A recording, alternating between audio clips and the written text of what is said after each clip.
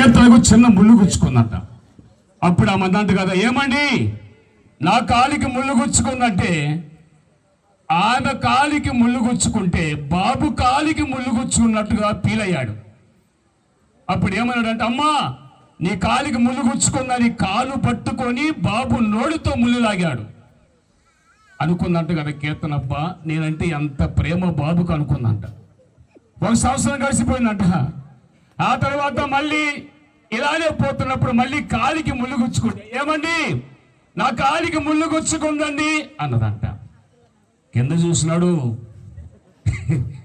First ఏమో కాలు పట్టుకొని నోటి తాగి లాగినటువంటి బాబు సంవత్సరం కలిసిన తర్వాత ఏమన్నాడు, కింద చూస్తున్నాడు. ఏమైంది ప్రేమ? ప్రేమ చల్లారిపోయే పరిస్థితులు ఉన్నాయి. కాబట్టి బాబు అట్టటోడు కాదులే, బాబు మంచి మృదువైన వాడు, ప్రార్థన పరుడు. కాబట్టి జీవితాంతం ఎన్నో కష్టాలు, ఒడిదుడుకులు, తొందరలు ఎన్నో వస్తావంటి అన్నీ సర్దుకొని భార్యని ప్రేమిస్తూనే ఉండాలి. భార్య కూడా భర్తకు లోబడాలి. భర్త డ్యూటీకి వెళ్ళొచ్చాడు అనుకో, వచ్చిన పాటికి ఏం చేయాలి? ఏమండి చాలా అలసిపోయి వచ్చారండి, అలసట తీర్చుకోండి అని కనుక కీర్తన బాబును అన్నాడు అనుకో, బాబు ఏమైపోతాడు? హట్టయిపోతాడు. అట్టయిపోయి అత్తుకుంటాడు అనమాట. అబ్బా ఎంత ప్రేమో! ఇంకొక మాట చెబుతా, భర్తని ఈరోజు భార్యలు ఎవరైనా సరైన పిలవరు. ఏమని పిలుస్తారు? ఇదిగో దోయ్, ఓయ్, నిన్నే. అబ్రహాము ఏ రోజు కూడా శారాను దోయ్, ఇదిగో నిన్నే, ఆహా, ఓహో అల్లా.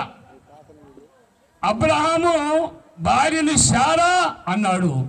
శారా ఏమో నా యజమానుడా ఆయన అన్నారమ్మ. ఇప్పుడు ఎవరన్నా యజమానుడు అని భర్తని అట్టండ్రు, దొంగ సచ్చినోడా, అట్టటోడా, ఇట్టటోడా అని అంటారు. అన్నప్పుడు ఏమొస్తుంది? ఆయనకి కోపం వస్తుంది. ఒక మాట చెప్పి నేను ముగిస్తా.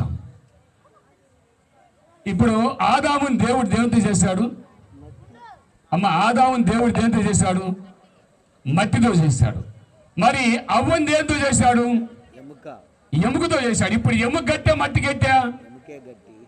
ఎముకే గట్టి.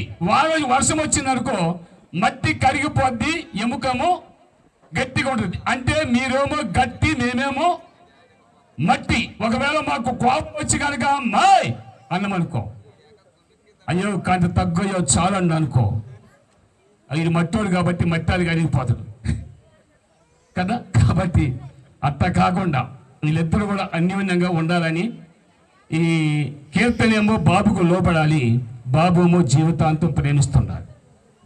ఒక చిన్న ప్రార్థన చేసుకొని వివాహాన్ని ప్రారంభించుకుందాం.